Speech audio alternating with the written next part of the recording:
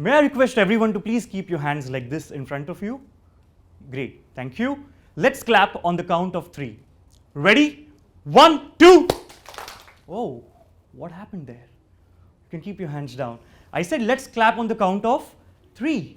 But most of us, we clapped on the count of 2. Why did we do so? It's because you did so, Abhay, and that's why we did, right? And that's the fundamental of connecting with human beings, because people do what you do, not what you say. So if I stand here and say, hey, no smoking, you're not going to believe what I say, right? You're going to believe what I do. And of what I have learned in my journey so far, I'm honored to be here and share the same with you. Hi, my name is Abhay Valsangkar. I'm a conversation coach, and for the past decade, I've helped more than 50,000 participants to connect with other human beings when technology is breathing in and out every single day. This journey starts in a very interesting conversation I had with my neighbor's daughter, little 5-year-old child. I was having a conversation with her, and I asked her, hey, where do you go to school? And she said, in the bedroom. I was like, where? In the bedroom. And I was confused. Her mother walks in and she's like, no, we have a laptop there. She does her school online, and that's how it's in the bedroom. I'm like, oh, okay, I get it. So I ask her, so who are your friends? Do you have any friends? She's like, 2. I'm like, that's good enough, right? For some of our introverts, 2 means social person, 2 friends. That's a big thing for us. So she had 2, and I'm like, that's great. Can you tell me what are their names? And she says, Chota Bheem, Doraemon. I'm like, okay. And that got me thinking, today we are surrounded by technology so much that even our friends are fictional and not in reality. And that is what has a fear in me that the world is going to take over with artificial intelligence. Are you and me ready to be humans in this AI world? So let's start. And for the start, I have 4 different clips for you. I want you to observe them and then answer the question which I have for you at the end. Here's the first clip. The simplest tip for you to become a better listener is to start understanding the meaning behind the words and not the word itself. Clear enough? Let's look at the second clip. बेहतर सुनने वाले बनने के लिए सबसे सरल सुझाव है कि शब्दों के पीछे अर्थ को समझना शुरू करें और शब्द को नहीं. The second one. Let's go for the third. நீங்கள் ஒரு சிறந்த கேட்டாளராக ஆக விரும்பும்போது வார்த்தைகளின் பின்னர் வரும் அர்த்தத்தை அறியத் தொடங்குவது எளிதான உதவி.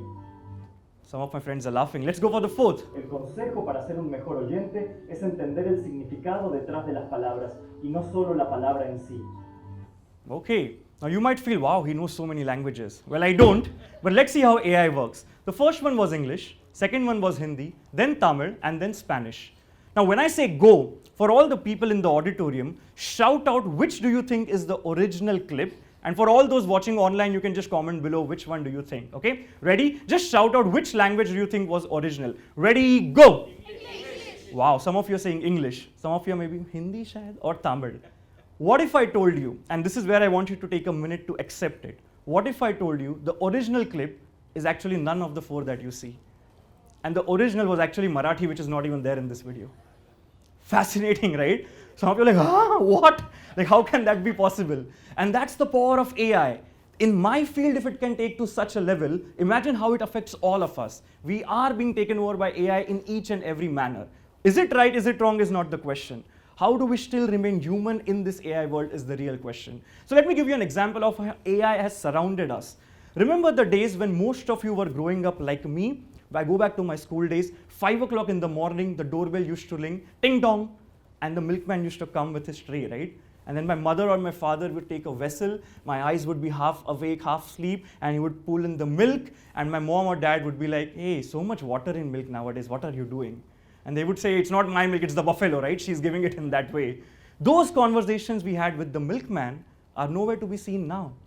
Remember the days for those who know the idea of a cyber cafe? We used to go and pay 30 rupees for 15 minutes, half an hour, and then do our school projects there. Today's kids have no idea they exist. I remember going to a STD booth to make a call and then waiting for that meter because we only had a certain amount of money and we need to have the conversation within that limit.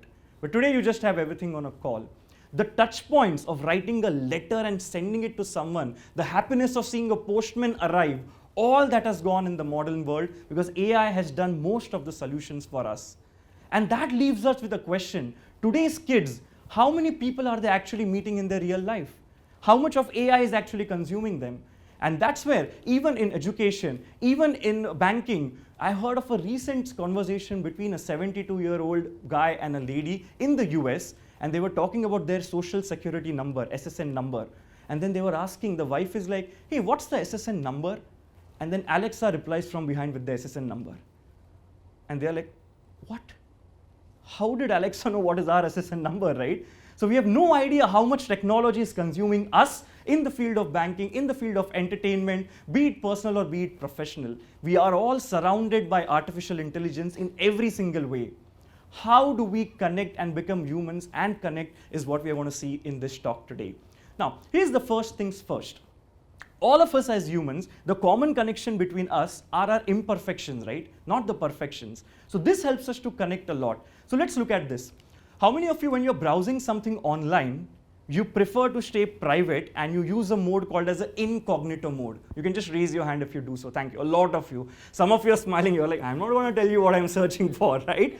I'll leave that up to you. But we do it. We call it as an incognito mode, wherein whatever you are searching stays in private. You leave no trace. Nobody knows about it. Now, that's one way to approach life. Some of us are living in the incognito mode even in the real life.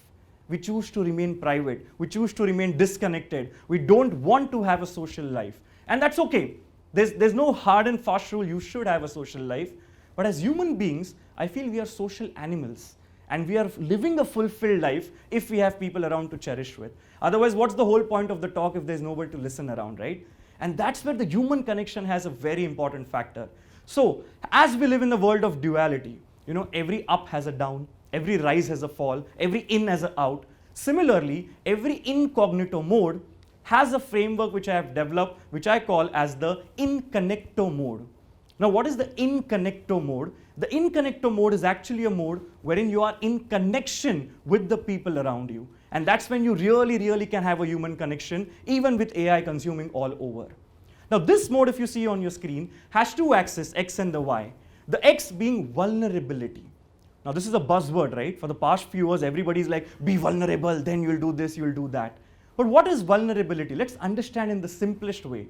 Vulnerability is your willingness to share about yourself to people around, unfiltered the way you are. And then what is empathy, which is on the y-axis? Your ability to care for others. So in a simple way, if you want to develop a connection with another human being in today's world, these are the two pillars. Vulnerability and empathy, the ability to share and the ability to care. But now most of us, we fall under one of the four quadrants, and the idea is to go to the fourth quadrant. But let us see which one are we in. The very first one is what I called as the attached quadrant. Now why do I say so? If you look at the vulnerability, it is very low, but if you look at the empathy, it is very high, which means you're caring too much for the people around, but you're not caring for yourself and you're not sharing enough to others. This is what I typically say the mom syndrome. Now, what's the mom syndrome? Our moms are always there for us, right? They're caring throughout. They don't want you to get hurt. But here's the deal. If you have ever seen a bird teach their children how to fly, they don't do it inside of the nest, right? You have to take the leap of faith. Only then can you do it. So in the process of overprotecting people around you, you get attached so much that you're like a leech on the person. And whenever it's like a power bank that you have, you're at 100% charged. Someone with an emotional problem comes and you're like, no, I'm there for you, this and that. You're draining yourself. You come to 70%. Somebody else comes, you're 50, 40, 30. End of the day, you are at zero. And you find yourself in too much attachment to people around and they then take you for a ride. How many of you can understand this phase and you have been through? Excellent, thank you. A few hands going up. If you are at this phase, then I want you to understand what Buddha said. That the root of all suffering is attachment. But you might feel, but I want my people to stay safe. Absolutely great. But then ships are not meant to be in the harbor, right? They're safe there. They're meant to be in the sea, in the ocean. So do we need to care too much for other people? Well, up to an extent wherein your caring doesn't protect them, but rather harms them. That's the problem. Because then you're going to limit their existence. So if you're in the first quadrant of attachment, I would rather suggest you go to the second quadrant, which is disconnected. Now, why do I say disconnected? It is low on vulnerability and it is low on empathy as well, which means you neither want to share, you neither want to care. You want to live alone, which again, as I say, is a way of life. That's absolutely okay.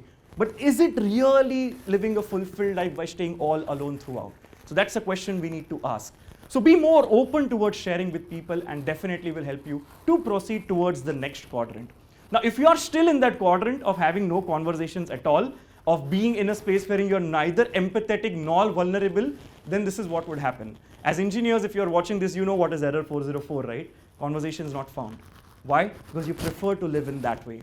So for a fulfilled life, you need a few people around you, and that's why you need to know how to make a connection. The third quadrant is where, again, some of us are, is called as the detached quadrant. Now, why detached? If you look at the vulnerability, it's very high, which means you're willing to share. But at the same time, the empathy is very low, which means you're not willing to care enough. Which simply means it's all about you. You are thinking about yourself. Hey, you know what, this happened in my life, that happened. You want all the attention that comes your way. All of you, if you remember a way back, now I'm talking to a generation who might know about 90s, 70s and 80s, there was a movie called as Rudali. Any one of you here heard of that movie? Yeah, thank you. All the 80s, 70s, 60s people, hands are going up. That was a concept wherein you pay money for people to go at a funeral and cry. That was a concept. So it was instant. You call them, they start crying.